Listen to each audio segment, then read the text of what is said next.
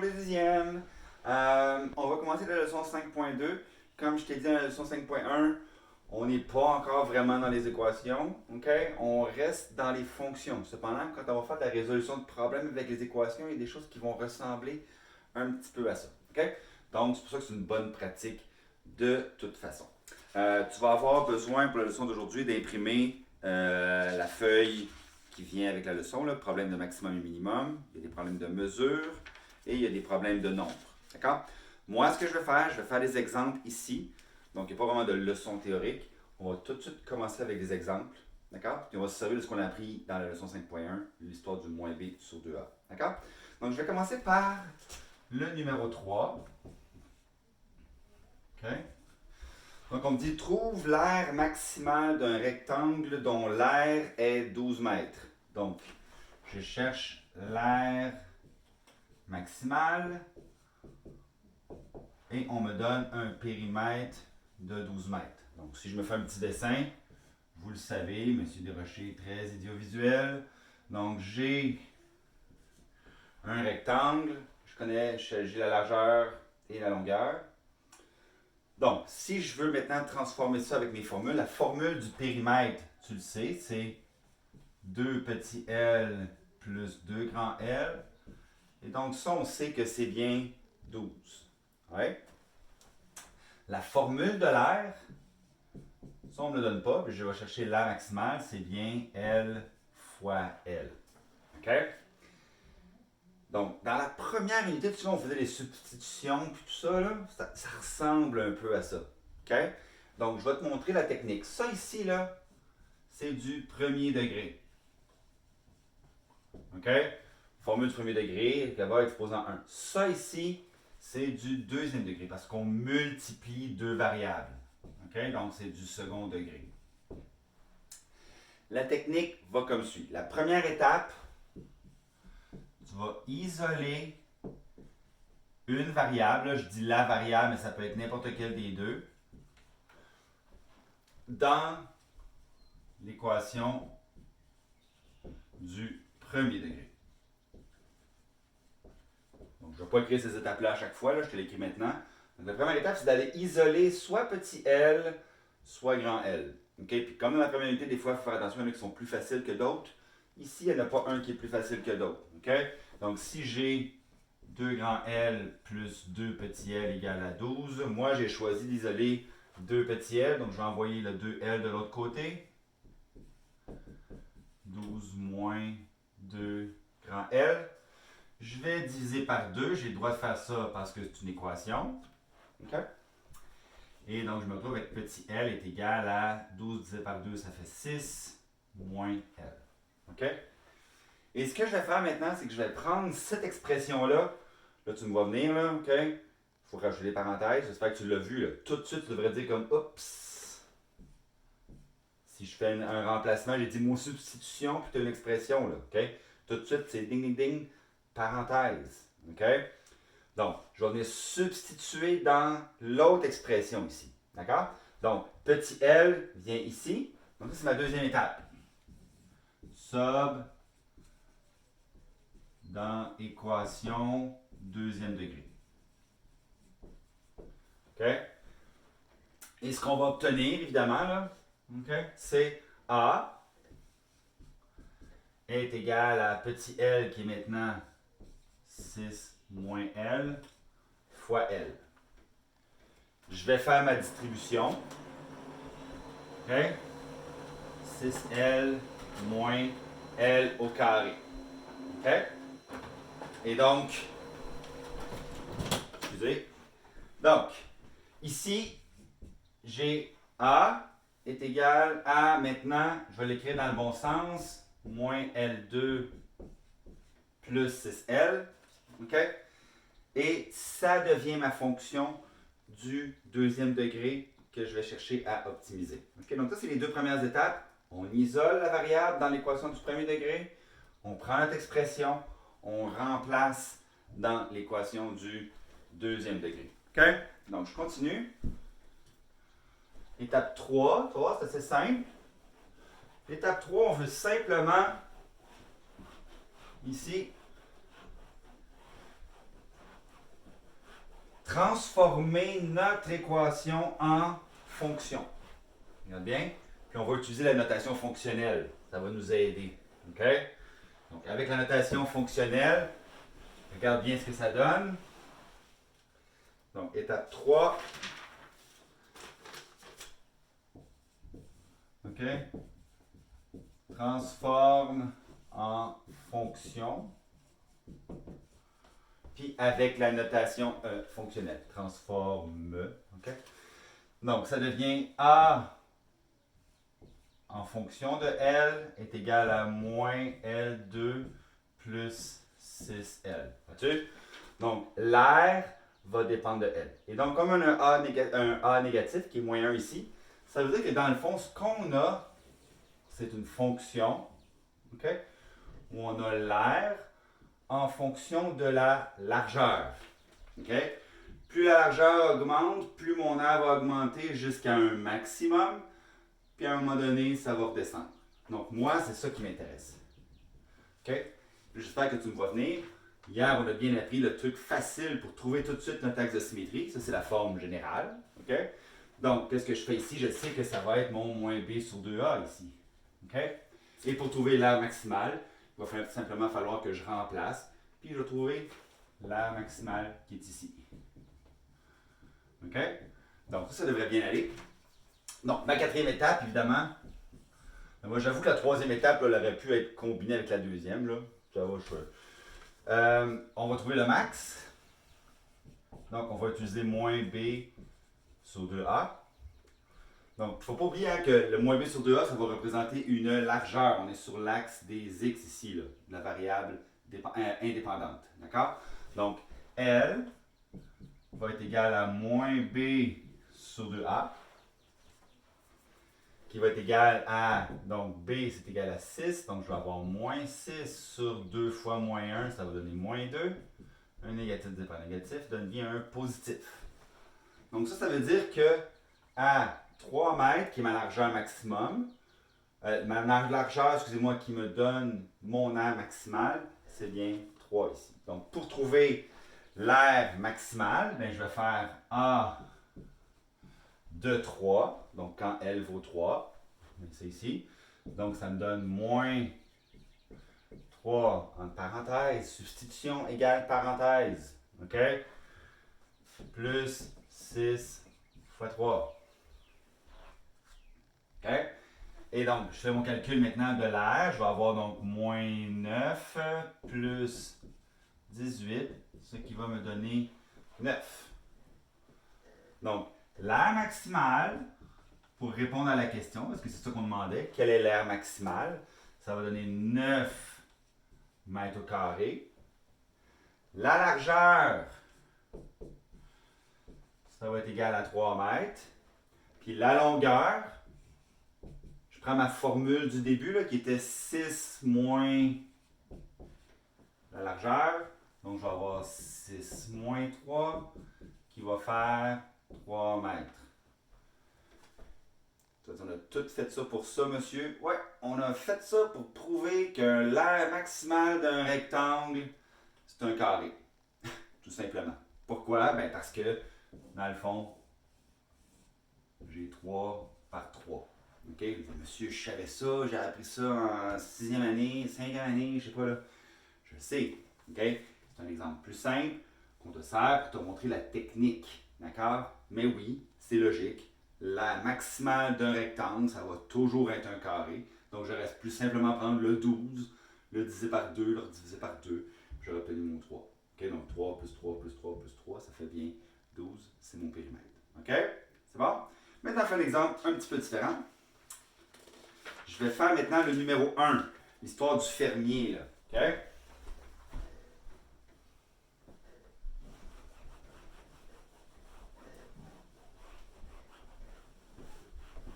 Donc, dans ce cas-là, tu vas voir, il y a une petite différence, puis ça fait que ça change, puis c'est difficile de le trouver intuitivement. Là, celui-là qu'on vient de faire, tu aurais pu le faire par tâtonnement, mais tu le sais qu'en mathématiques,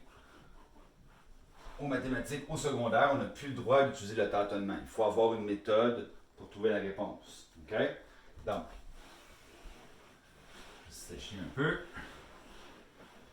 Donc, je lis le problème rapidement. On me dit, je vais trouver ici sur votre feuille, un fermier, donc un fermier a 100 mètres de clôture pour entourer son champ rectangulaire. Il existe déjà un mesure servant de clôture pour un des côtés. Donc, ce que ça veut dire, c'est que j'ai un mur ici et il veut faire un champ ou un enclos, je ne sais pas exactement, là, un champ rectangulaire. Donc, ça veut dire qu'ici, j'ai encore mon grand L et mon petit L. Et vois-tu que maintenant, j'ai juste 3 côtés et non pas 4 côtés. OK? Alors, ce que je sais maintenant, c'est que ça plus ça plus ça va donner 100 mètres. Donc, la première équation que j'ai, qui est celle du premier degré, ça va être 2 grand L plus petit L donne 100 mètres. OK? Donc là, je vais juste écrire ici, ça c'est le numéro 1, là, fermier. Là. OK? Donc, ensuite de ça, c'est quoi? Bien évidemment, l'air de ça ici. L'air, ça va être L fois L encore une fois. Donc, l'air, comme ça. OK? On commence maintenant nos premières étapes. Je ne vais pas écrire c'est quoi, là, mais on cherche à isoler. Vois-tu qu'ici, c'est beaucoup plus facile d'isoler petit L.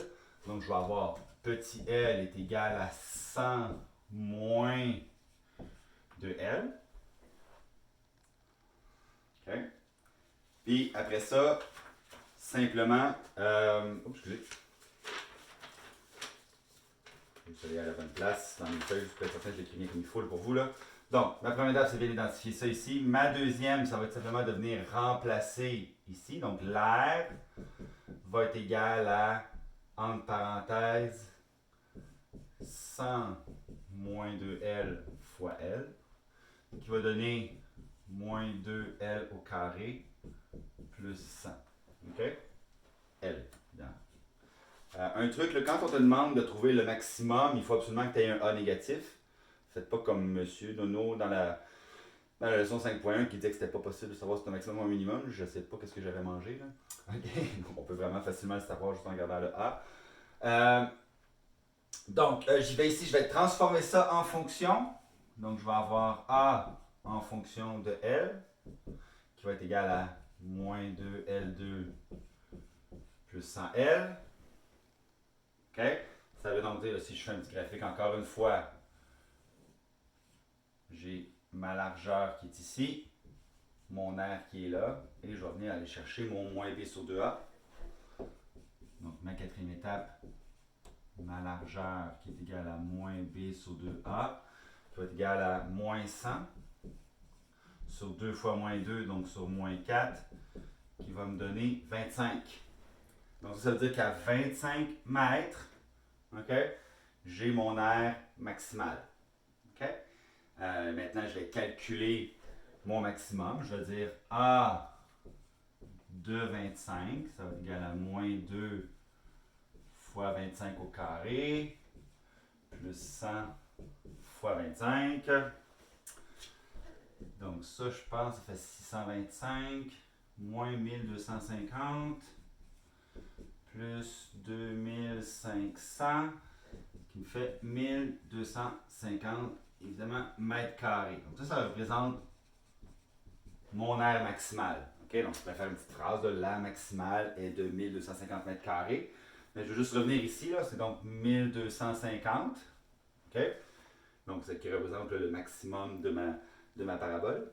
Et ma largeur de mon terrain, on a vu que c'était 25. Ouais. Et qu'est-ce qu'elle va être la longueur? Ici, ben, L est égale à, si je prends la première formule ici, 100 moins 2L. Donc, ça veut dire 100 moins 2 fois 25, ça veut dire moins 50. Donc, ça veut dire 50. Donc, ça veut dire que dans le fond, là, l'aire maximale que je peux faire, okay, si j'ai 100 mètres de clôture, c'est 25, 50, 25. D'accord? J'en fais un petit dernier. Je vais aller de l'autre côté de la feuille dans la section des nombres. C'est le même principe, là, que ça ne change pas. C'est toujours la même chose. Tu isoles une variable tu isoles une variable dans l'équation du premier degré et tu remplaces dans l'équation du second degré, transforme ça en fonction, puis trouve le maximum avec moins b sur 2a. D'accord? OK. Numéro 2, lequel j'ai dit que je prendrais. Je vais prendre un minimum cette fois-là, juste pour que ça fasse un peu différent. OK? Donc, je vais prendre le numéro 2. Trouve deux nombres dont la somme est égale à 10 et dont la somme de leur carré est un minimum. OK? Donc, ça veut dire que si je disais x plus y égale à 10, donc là, évidemment, je dirais soit x le premier nombre, OK, soit y le deuxième nombre, OK? Donc, j'ai ma somme qui est égale à 10, puis on me dit la somme de leur carré est un minimum.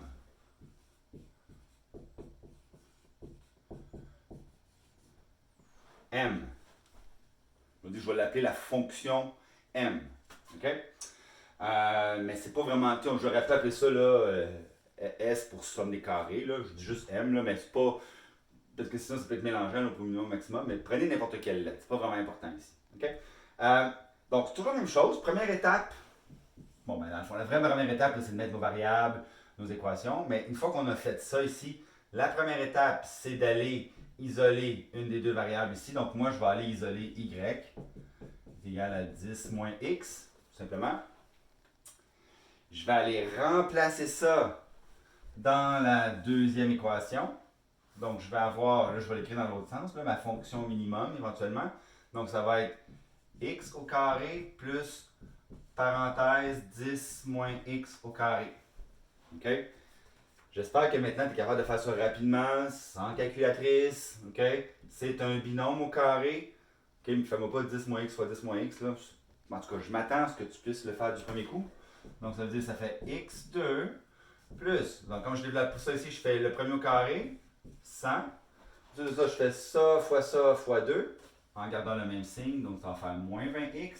Puis ça au carré plus x2. Donc, ma fonction devient 2x2, OK, moins 20x plus 100. Et c'est bien pour ça que je cherche un minimum ici parce que mon a est positif. OK? Donc, ça veut dire que moi, c'est en fonction de x ici. Puis ça va être ma fonction m. Donc, j'ai quelque chose comme ça ici qui va atteindre un minimum. OK? Mais c'est la même chose. Je vais aller chercher mon moins b sur 2a comme ça. OK?